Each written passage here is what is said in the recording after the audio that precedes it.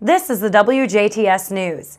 In tonight's news, traffic stop ends with drug arrest, Grant benefits regional workforce, Kimball Electronics named Star Workplace, Safety and Health, Lagodi woman accused of stealing more than $30,000 from band booster account.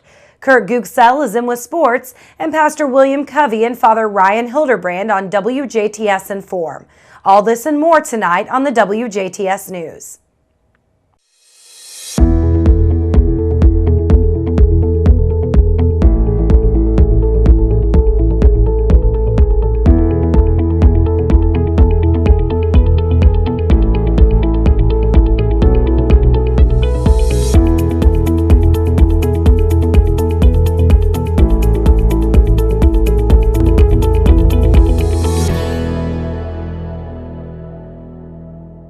Thanks for tuning in. I'm Jenna Schaffer with the WJTS News.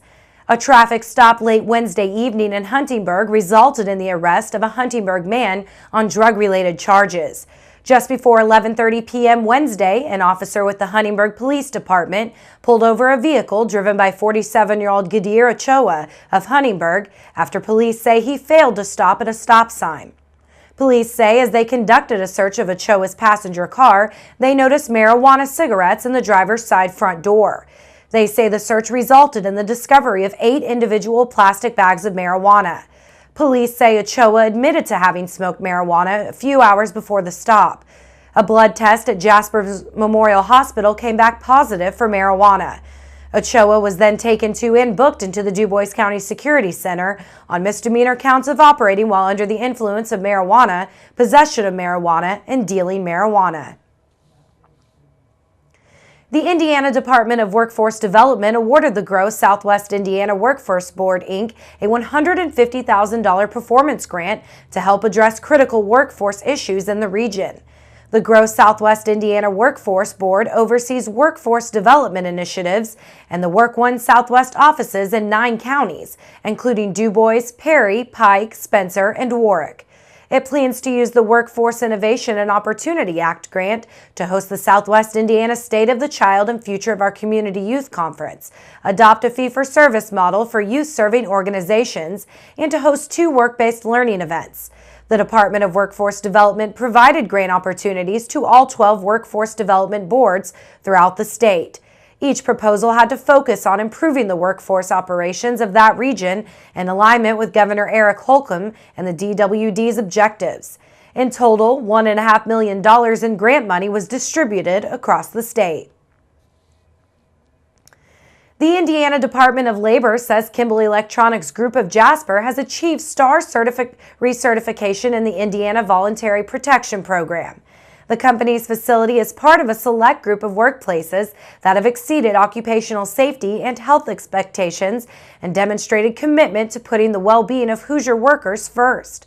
The STAR status is part of the Voluntary Protection Program, which provides recognition to Hoosier employers that operate exemplary safety and health management systems. Certification in VPP is an achievement that identifies employers who serve as model work sites for Hoosier workplace safety and health. Kimball Electronics' Jasper manufacturing location was established in 1961 to build electronic organs. The location offers complete product lifecycle support for electronic manufacturing assemblies in the medical, industrial, automotive, and public safety market segments.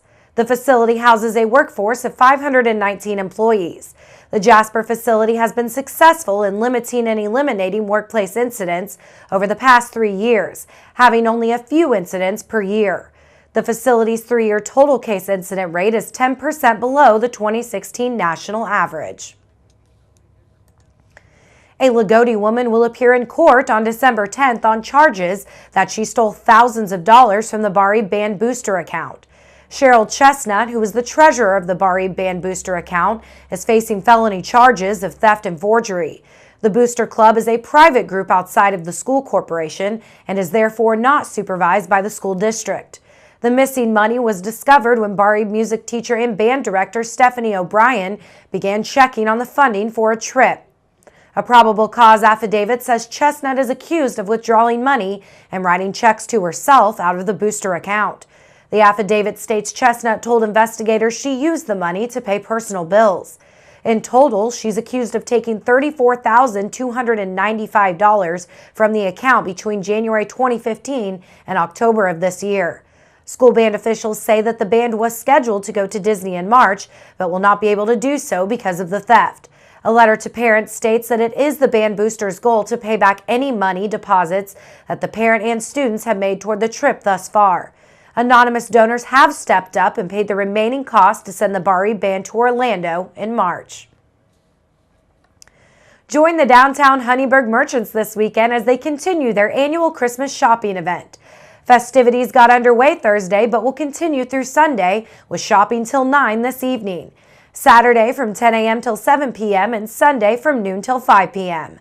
Today it's Sips and Bites night. While you shop, the shops will have special treats for you.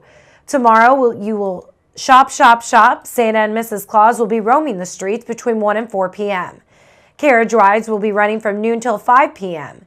Visit all the photo booth hotspots and food vendors that will be around the street to help you snack while you shop. There will be a Christmas movie provided by Destination Huntingburg. The featured film will be Polar Express, starting at 6 p.m. at the Market Street Park Terrace. Then on Sunday, there will be more shopping and carriage rides and the annual cookie walk starting at 11 a.m. at the Teen Outback. Also Sunday is Window Wars. Participating shops will be decorating their windows in their best Christmas attire. The public will get to choose the favorite. All you have to do is go into the shop and place a donation into the designated container. Votes are a penny a vote, so just $1 counts as 100 votes. All the money raised will go back to the Huntingburg merchants to help purchase new seasonal decorations. The Indiana Historical Society has named Randy K. Mills of Oakland City the recipient of the 2018 Dorothy Riker Hoosier Historian Award.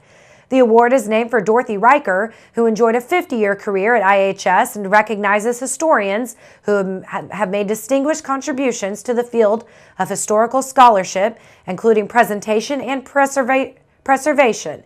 Mills is a professor in the Education Leadership Program at Oakland City University.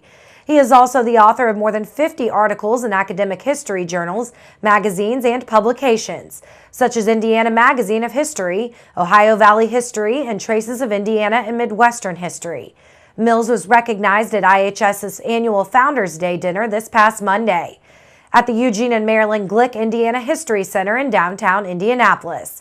Mills has spoken about various history topics at schools in Du Bois County and also his family who lives in the county. Indiana Governor Eric Holcomb is directing flags across the state to be flown at half-staff to honor the victims of the tragedy at Borderline Bar and Grill in Thousand Oaks, California. Flags should be flown at half-staff from now until sunset on Saturday. Holcomb also asked businesses and residents to lower their flags to half-staff. Once again, in honor of the victims of the tragedy at Borderline Bar and Grill in Thousand Oaks, California. Governor Eric Holcomb is directing flags across the state to be flown at half-staff. Flags should be flown at half-staff from now until sunset on Saturday. Holcomb also asked businesses and residents to lower their flags to half-staff. Stay tuned. Weather, sports, and Inform are still to come on WJTS News.